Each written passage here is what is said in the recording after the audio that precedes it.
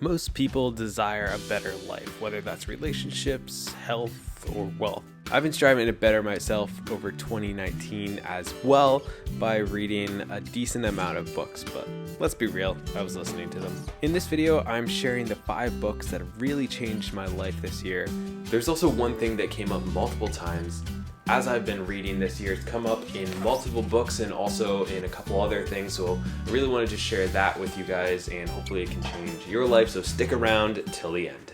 So number 5 was Essentialism. This was a little bit over a year ago, but it really did have a huge impact on me. And just kind of taking a look at everything I was doing, it actually has some of the same principles as the one thing, this book behind me here, as you're trying to find your one thing and what's really essential to you and shut down everything else. So if it's not a clear yes, then it has to be a hard no. And I think that's really important, because a lot of us, we try to take on more than we can handle, especially me. I know that sometimes opportunities come up and you try to say yes to all these opportunities, and it ends up being a bad thing because you're stretched too thin. If you're doing you got all this energy in so many different places, you can't do one thing really well. And then kind of just looking at things a little bit differently, because life's about trade-offs, and you can either see that as a negative thing or a positive thing. Instead of seeing what I have to give up, you're seeing what do I really want to go in on. So it's really about trying a bunch of different things so you find what you really want to go all in on, what really excites you, and then really going for that thing.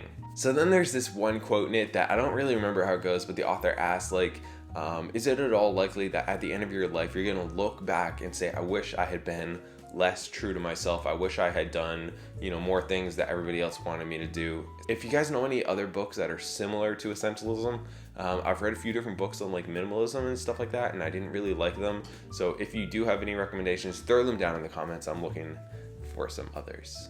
Next one is the book Gates of Fire. I thought this was one of my favorite books that I've ever read. It's about the 300, the Spartans. It goes through their everyday lives as the Battle of Thermopylae, or whatever the name of it was. And it goes through, it follows a few different characters, and I think it's just really interesting. There's a really deep conversations that happen where they talk about their relationship with fear, and really some leadership tips, and it's just a lot of actionable tips that come out of this really compelling story. However, it was 18 hours long or something. I listened to all these on Audible, by the way. I don't really read unless there's pictures, but it was really good. And especially their relationship with fear was one thing, because everybody has this fear, but it's the people who overcome that fear and have a relationship with it and use it as a driving force instead of succumbing to it. And then also the amount of training that they do so that when the battle comes, they are prepared, not only physically but also mentally. I just think it was a great book. Highly recommend that. Again, if you know any other books that are similar to Gates of Fire, I'd love to read them. I thought that was an awesome book. Number 3 is the book Influence. So this book was kind of I don't know if you've ever read How to Win Friends and Influence People. Very popular book.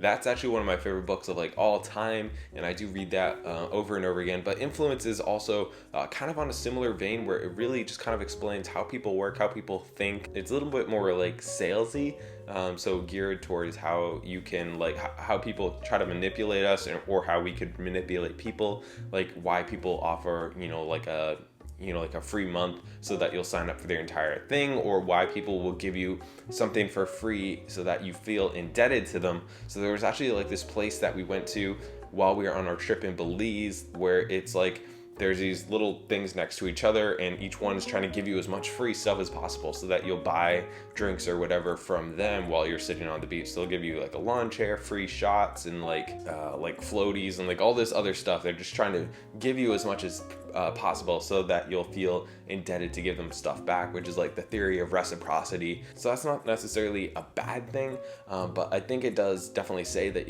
you should give as much value as humanly possible, and then people will come back to you if you're really giving a lot of value. So this is just good to remember that you should really try to come from contribution and just give and give and give the best that you can give on everything, and the money will follow, the everything else will follow if you're really, putting yourself out there and helping people as much as possible. It also had some really interesting studies and stuff like that, which I like to learn about.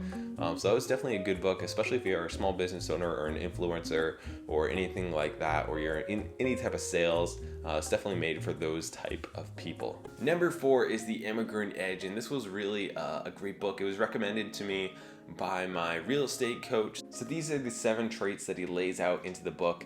He also goes through a lot of other stuff as well. So the first one is to have a do whatever it takes mindset. The next one is just the willingness to outwork others, and you see this a lot from I think The Rock talks about this a lot. Be the hardest worker in the room. A lot of very successful people will say that they're only successful, Gary Vaynerchuk, only successful because they put in those 15 hours a day. So it's okay, like if you see somebody who's really successful, instead of saying that they got lucky or whatever, try to outwork them and see what happened. Another one was a heartfelt spirit of gratitude. Another one is the boldness to invest. I see a lot of Americans, especially as I talk about real estate here, and as I'm talking about, getting multiple properties, and almost everybody I come in contact with, that I'm like, hey, do a house hack. This will completely change your life like it did mine, and you can live for free and retire 20 years earlier and like all this stuff.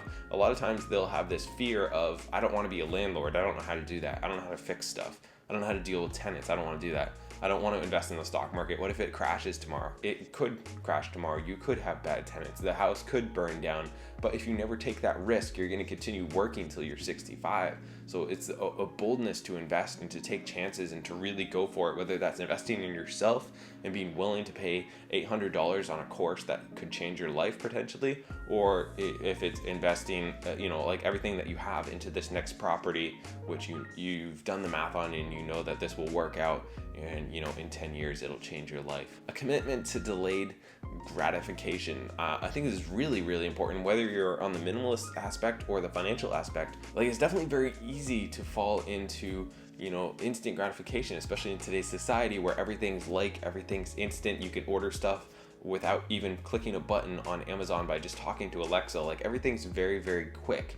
So I think just really trying to practice that delayed gratification, really looking down the road while still enjoying the now, not sacrificing really anything now. I think it's just a mental that you think something's going to make you really happy, then you get it and it really doesn't. Definitely going to recommend this book. I'm going to throw all these down in the comment things below. If you guys want to check them out, you're welcome to, or do what I do, go get them on Audible. So a few honorable mentions for the books that I've read this year that didn't really make it into the list, but definitely I got some stuff out of. One of them was Buy, Rent, Rehab, Refinance, and Repeat, the Burr book from Bigger Pockets. Definitely a good book if you're looking to get into real estate investing, and a lot of actionable tips in there. The next one is Hitchhiker's Guide to the Galaxy. So I think it's good to take a break from, if you're reading a lot of self-improvement books, just to take a break and listen to something really dumb. So I was just kind of looking up like classic books that I've never read and trying to go through some of those to try to read some classic literature. I don't know if that's really a classic.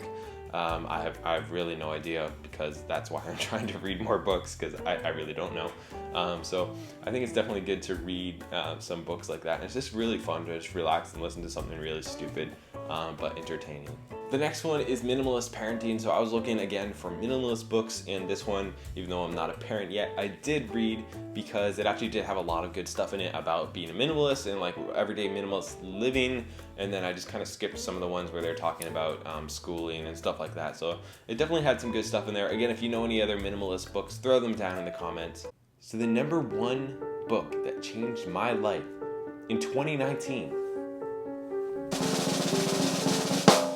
it was Awakening the Giant Within by Tony Robbins. This actually isn't in like an exact order. It was actually probably Essentialism, but this was definitely a good book. I hadn't read this before. Obviously, he's got a lot of books and courses and materials. I've never read any of it before. I thought it was really foo-foo, like stuff. You know what? It kind of is, but that's not necessarily a bad thing, depending what type of person you are. Some people don't need to read. They don't need to consume stuff. Some people need to be reminded every now and then and kind of motivated every now and then. And I find that if for 10 minutes a day or something, I listen to something motivating, it really helps me out throughout the rest of the day to kind of keep that perspective of what's really important. What am I shooting for here?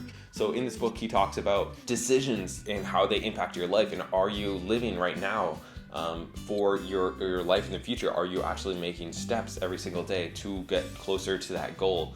And, try to find out what would your ideal day look like, and then are you making progress? Are you taking steps each and every day to get closer to that ideal day? And then really the biggest takeaway for me, it's coming up in a few different books, but he mentioned it in this one as well, is finding a fear or reward and letting that kind of motivate you and drive you throughout what you're doing. I was actually at a conference called Bult. It's for real estate agents, and the guy picked me out and he's like, what is your goal for selling properties? And I picked a number, and he's like, what if you had to pay somebody, it kind of went on for a while, but it was like, what if you had to pay somebody $10,000 and shave your head if you don't hit this goal in X amount of time?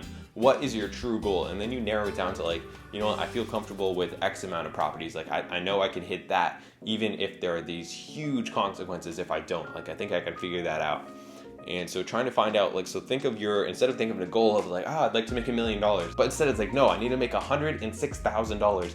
If I don't, I will cut a check for 20 grand to Trump because I absolutely hate him. And that will give you a huge motivation to actually do that, or to whoever you want. I don't care what political party you're with, or to a friend or whatever, somebody who's going to hold you accountable. You can do this with online things. There's some websites, I'll try to find them and link them below, where you can put in almost like a deposit, where if you don't hit your goal, then you lose that money and it gets donated to somebody who you don't like. So definitely just try to find what motivates you, whether that's positive or negative consequences to your actions, and then use that to motivate you in your everyday life. I hope you guys enjoyed this video and got some value. Throw down some books below. I'm gonna read another dozen or so probably in 2020, and we can do this again next year.